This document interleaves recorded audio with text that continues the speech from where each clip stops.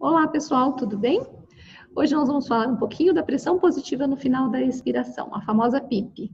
Como foi que ela surgiu, quais são seus efeitos e, principalmente, como a gemência do bebê colaborou para que ela surgisse. Essa história é linda e eu amo contá-la. Vamos lá. O responsável pela criação da PIP foi o Dr. George Gregory. Na época, na década de 70, ele ainda era residente de anestesista e haviam descoberto há pouco tempo a displasia broncopulmonar e toda a toxicidade do oxigênio, e ele estudando isso com os colegas, ele não só confirmou a toxicidade do oxigênio, como descobriu que se ele mantivesse essas vias aéreas abertas com uma menor concentração de oxigênio, melhorava o desconforto das crianças com menos lesão, né, para esses pulmões. E o resultado disso foi a criação da CPAP, né, da PIP e da CPAP.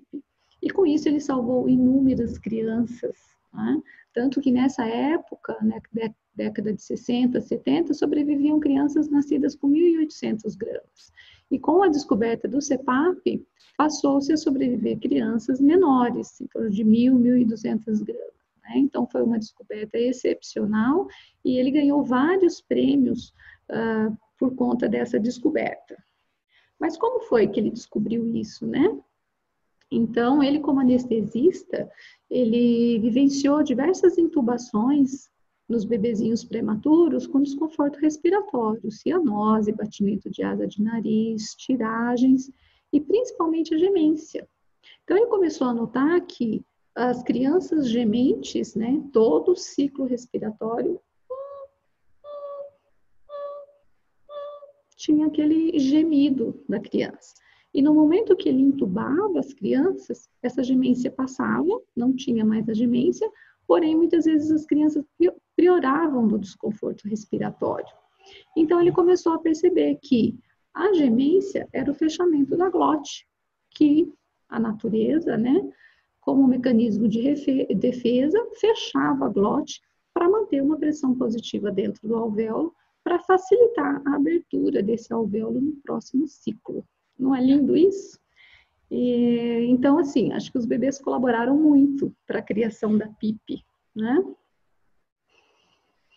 Aqui estão as primeiras crianças que usaram esses dispositivos, né? Então, a gente vê aqui, parece aquele capacete utilizado na Itália, agora na pandemia, né?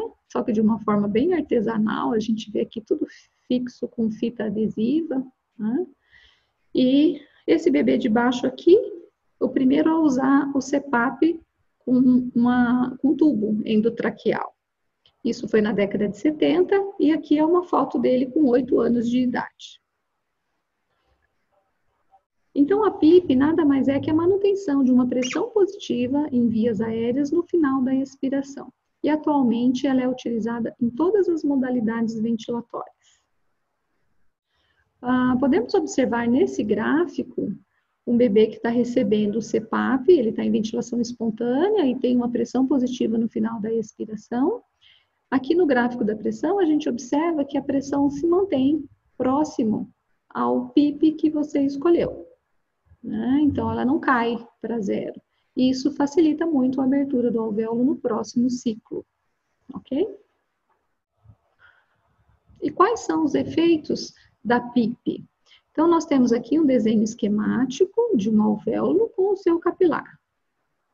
Para que eu tenha uma troca gasosa efetiva, eu preciso de uma perfeita ventilação, o ar entrando e saindo, e também de uma perfusão eficaz, né? Então, o sangue passando aqui ao redor.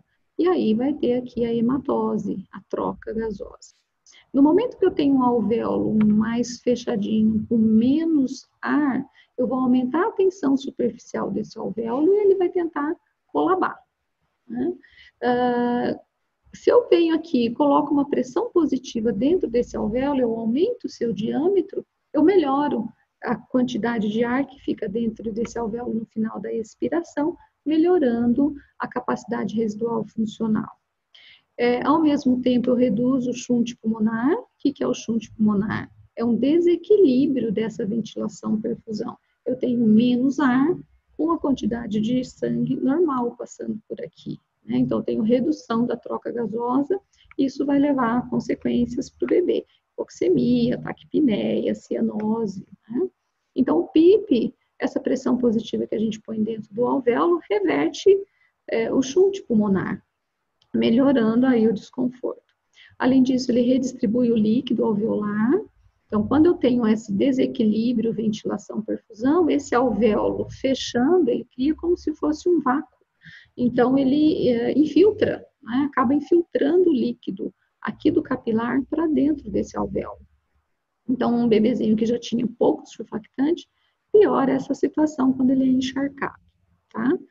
A gente sabe que se o alvéolo colabar, os pneumócitos tipo 2 não produzem surfactante, né? Então, quando eu mantenho ele aberto com a PIP, eu estou mantendo esse surfactante, essa produção, né? Esse ciclo ativo do surfactante.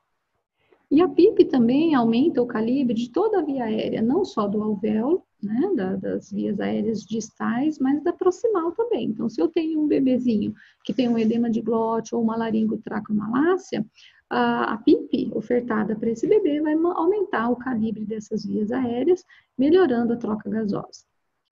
Pessoal, essa foi a minha dica de hoje. Espero que você tenha gostado e fica aqui a minha homenagem para o Dr. Jorge Gregory. Se você gostou desse conteúdo, compartilhe com um colega. Até o próximo vídeo. Obrigada!